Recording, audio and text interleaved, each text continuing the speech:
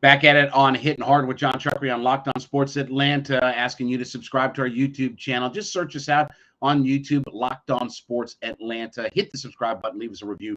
Tell us what you think about the show. Also, to follow me on my Twitter page at JMCH316. We got good news earlier this morning from the Atlanta Braves Twitter page. Quote, the Braves today returned outfielder Ronald Acuna Jr. from his rehab assignment and reinstated him from the 10-day injured list to make room on the active roster of the club designated outfielder Alex Dickerson for assignment. He's back. Good news getting Ronald Acuna Jr. back. Now, look, the Braves lost last night, another extra inning loss, shocking.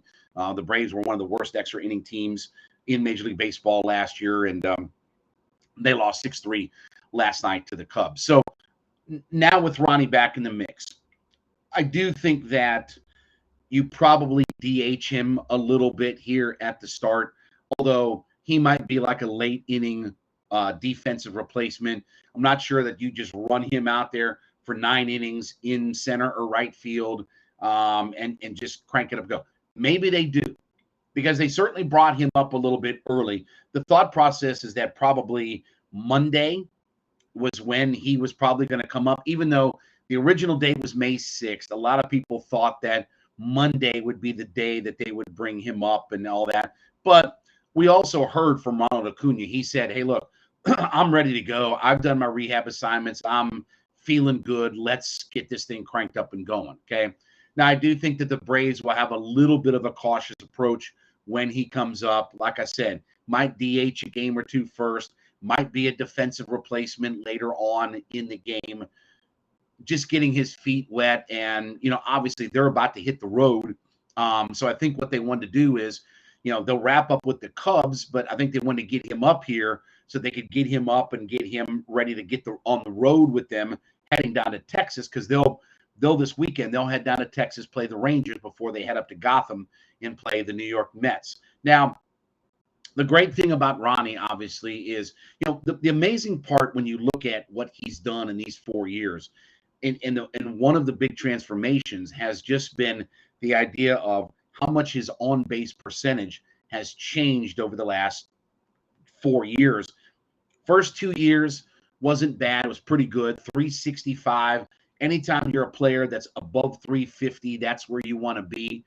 But as he got into that leadoff role and he sort of changed what his role is and what he's supposed to be as a major league player, you look at his on-base percentage and he's been over 400, or in that range over the last couple of years. Last season was 400. The season before that was 394.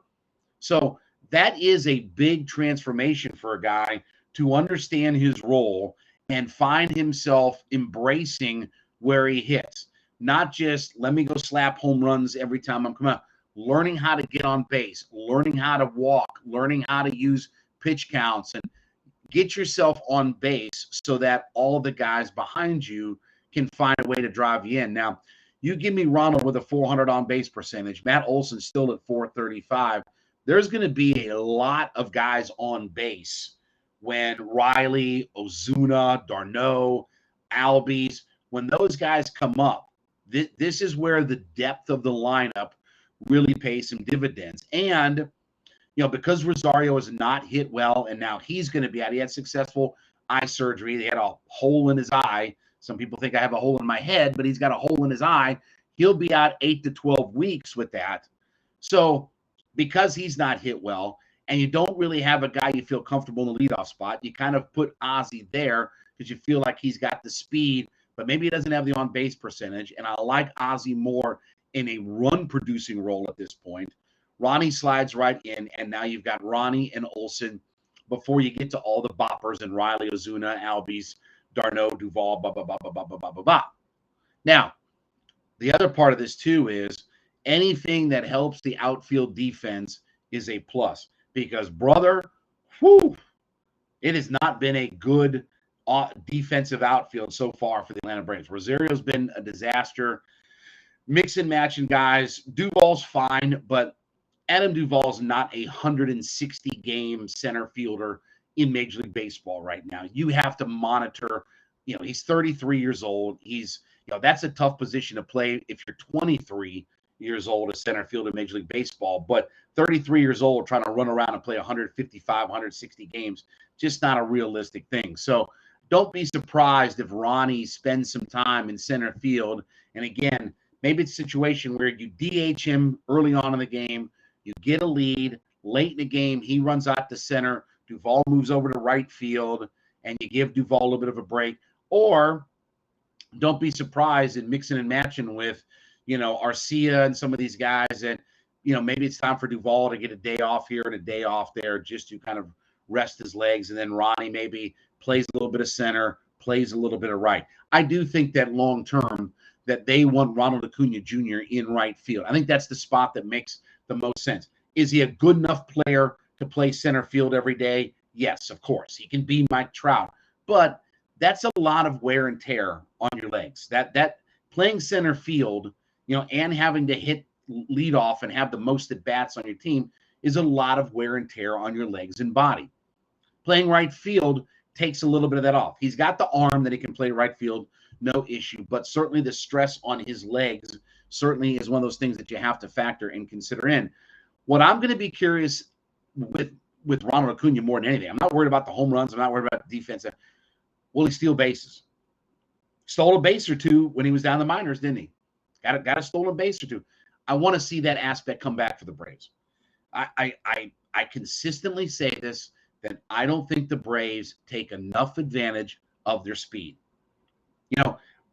They do some good things on the bases where even Marcell Ozuna, when he gets it going, he can at least get around and he's not afraid to take an extra base, say first to third on a single to right field or what have you. That's where the Braves have an advantage that I don't think they take enough of with Dansby, with Ronnie, with Ozzie, with some of these guys that they have. I like to see them use their speed more. I understand baseball's not a game that likes to use speed. You sit back and you wait for a 3-run homer and you strike out 700 times, and that's how you do it out there. But I will be curious to see Ronnie getting back in the top of that order, and if he gets out there and uses some of his speed and puts even more pressure on pitching and defense. It is such an important key in baseball that you get a guy on base, and if you got a guy who can run and who can steal bases, you're putting so much more pressure on that pitcher to have to be finite and make some better pitches. So excited to have him back. I expect to see him in the lineup tonight in some form or fashion, maybe DH, then move out to outfield for a little bit as a defensive replacement.